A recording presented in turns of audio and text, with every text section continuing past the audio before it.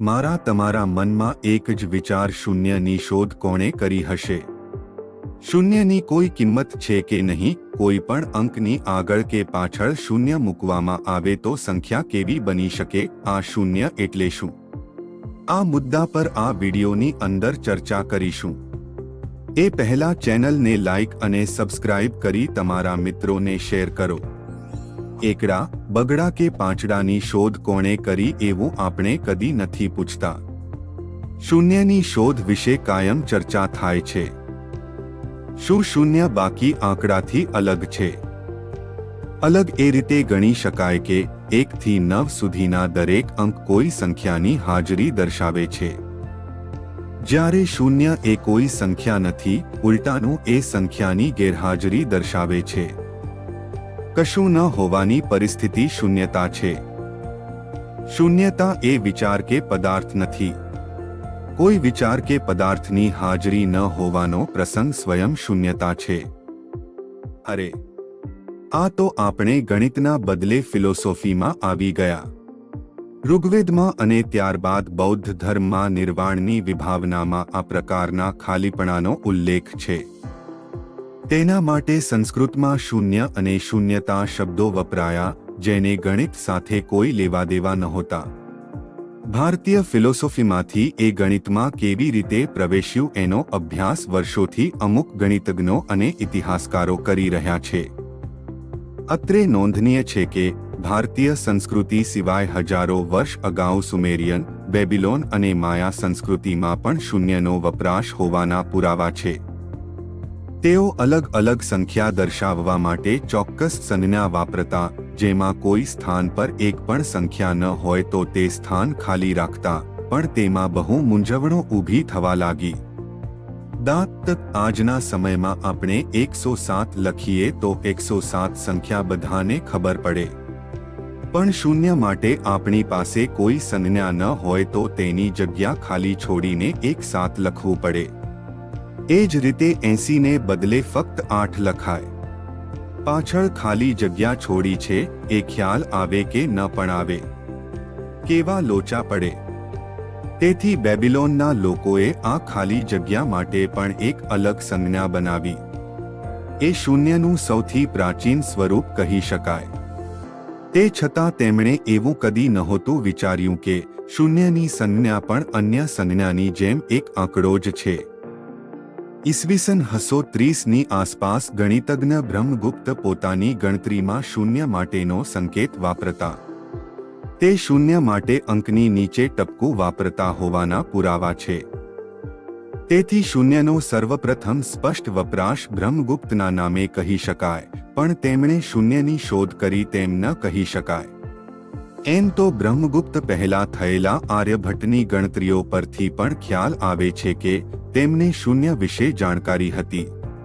ટૂંકમાં, ભારતીય ગણિતમાં શૂન્ય ક્યાંથી આવ્યું તેની કોઈ માહિતી ઉપલબ્ધ નથી।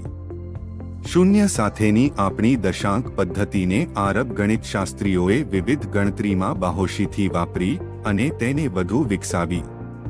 તે ઇસ્લામનો સુવર્ણકાળ હતો।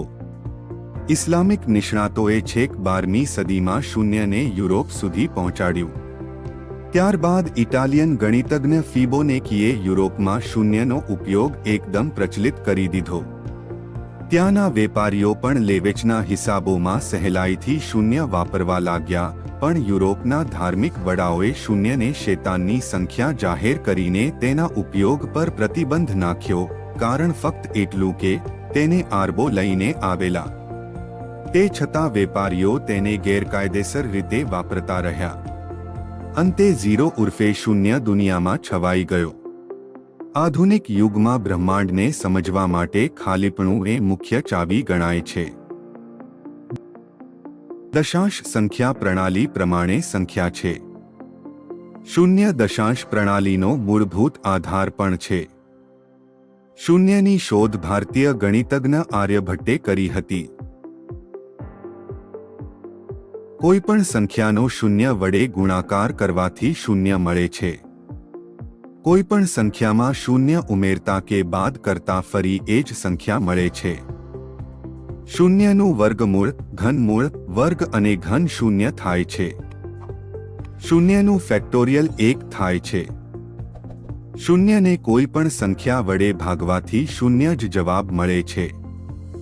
કોઈ પણ સંખ્યાનો શૂન્ય ઘાત કરવાથી જવાબ 1 મળે છે.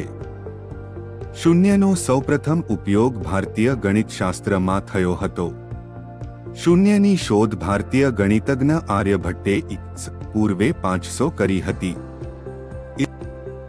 458ના જૈન ગ્રંથ લોકવિભાગમાં શૂન્યનો ઉલ્લેખ મળે છે. સંખ્યા તરીકે શૂન્યની વિભાવના અને માત્ર એક પ્લેસહોલ્ડર જ નહીં, માયા, બેબીલોનિયન અને પ્રાચીન ભારતીયો સહિત અનેક પ્રાચીન સંસ્કૃતિઓ દ્વારા સ્વતંત્ર રીતે વિકસાવવામાં આવી હતી. પ્રાચીન માયાઓએ તેમના લાંબા ગણતરી કેલેન્ડરમાં શૂન્ય માટે પ્રતીકનો ઉપયોગ કર્યો હતો અને બેબીલોનિયનો તેમની સેક્સેજિમલ બેઝ 60 નંબર સિસ્ટમમાં ગુમ થયેલ અંક દર્શાવવા માટે જગ્યા અથવા કોણીય ફાચરની જોડીનો ઉપયોગ કરતા હતા. જો કે શૂન્યનો પોતાની રીતે સંખ્યા તરીકેનો સૌથી પ્રાચીન ઉપયોગ પ્રાચીન ભારતમાં હતો, જ્યાં તેનો ઉપયોગ 7મી સદીમાં ગણિતશાસ્ત્રી બ્રહ્મગુપ્ત દ્વારા કરવામાં આવ્યો હતો. બ્રહ્મગુપ્ત શૂન્ય સાથે ગણતરી કરવાના નિયમો આપનાર સૌપ્રથમ હતા. તેમણે લખ્યું હતું કે શૂન્ય વડે ગુણાકાર કરેલ દેવું સંખ્યા એ શૂન્ય છે અને શૂન્ય વડે વિભાજિત સંખ્યા એ છેદ તરીકે શૂન્ય સાથેનો અપૂર્ણાંક છે. તે જ સમયે ભારતમાં શૂન્ય માટે એક અલગ પ્રતીક પણ વિકસાવવામાં આવ્યું હતું, જે એક બિંદુ હતું. પાછળથી આ ભારતીય નંબર સિસ્ટમ જેમાં શૂન્યનો સમાવેશ થાય છે, તે ઇસ્લામિક વિશ્વમાં અને પછી મધ્ય પૂર્વમાં અને ત્યારબાદ અરબીભાષી વિશ્વ દ્વારા યુરોપમાં પસાર થયો. 8મી સદીમાં પર્શિયન ગણિતશાસ્ત્રી મુહમ્મદ ઇબ્ન મુસા અલ-ખ્વારિઝમી દ્વારા તેમના પુસ્તક હિન્દુ અંકો સાથેની ગણતરી પર દ્વારા ભારતીય અંકોનો ઇસ્લામિક વિશ્વમાં પરિચય કરાવવામાં આવ્યો હતો. સારાંશમાં, સંખ્યા તરીકે શૂન્યની વિભાવના સ્વતંત્ર રીતે ઘણી પ્રાચીન સંસ્કૃતિઓ દ્વારા વિકસાવવામાં આવી હતી, પરંતુ શૂન્યનો તેની પોતાની રીતે સંખ્યા તરીકે સૌથી પ્રાચીન ઉપયોગ પ્રાચીન ભારતમાં 7મી સદીની આસપાસ ગણિતશાસ્ત્રી બ્રહ્મગુપ્ત દ્વારા થયો હતો. ખગોળશાસ્ત્રી અને ગણિતશાસ્ત્રી આર્યભટ્ટ દ્વારા થઈ હતી. 5મી સદીમાં આર્યભટ્ટે દશાંશ સંખ્યા પદ્ધતિમાં શૂન્યનો પરિચય કરાવ્યો અને તેના સિદ્ધાંત અને વ્યવહારિક ગાણિતિક ઉપયોગને માનવ ઇતિહાસમાં પહેલીવાર ગણિતમાં રજૂ કર્યો. આર્યભટ્ટ પછી બ્રહ્મગુપ્તે 7મી સદીમાં શૂન્ય માટેના નિયમોનું વર્ણન કર્યું. ગણિતમાં શૂન્યની ઉત્પત્તિનો સૌથી સ્પષ્ટ પુરાવો ભારતની સૌથી જૂની હસ્તપ્રતમાં ઉલ્લેખિત છે, જેને બક્ષલી હસ્તપ્રત તરીકે ઓળખવામાં આવે છે. ત્યારે શૂન્યને દર્શાવવા માટે બિંદુનો ઉપયોગ થતો હતો. વિશ્વમાં શૂન્યનો પ્રસાર. પ્રાચીન સમયમાં આરબ વેપારીઓ વ્યાપાર અર્થે ભારતમાં આવતા હતા અને આરબોને શૂન્ય અને દશાંશ પદ્ધતિ વિશેનું જ્ઞાન ભારતમાંથી મળ્યું. આરબોએ શૂન્ય અને ભારતીય દશાંશ પદ્ધતિને યુરોપમાં પહોંચાડી અને તે ત્યારે યુરોપમાં અરેબિક 10 અંકી પદ્ધતિ તરીકે સ્વીકારવામાં આવી હતી. આરબોએ શૂન્યને બિંદુને બદલે ઇંડાકાર આકાર આપ્યો. જો કે અત્યારે આધુનિક અરબી ભાષામાં ઇંડાકારને બદલે બિંદુ વપરાય છે. આધુનિક શૂન્ય.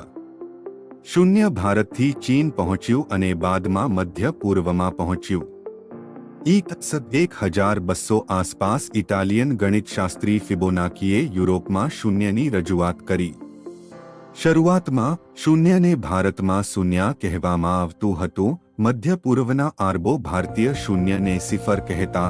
જ્યારે તે ઇટાલી પહોંચ્યું ત્યારે તેનું નામ સિફરમાંથી જેફેરો અને પછીથી અંગ્રેજીમાં તેને ઝીરો કહેવામાં આવ્યું.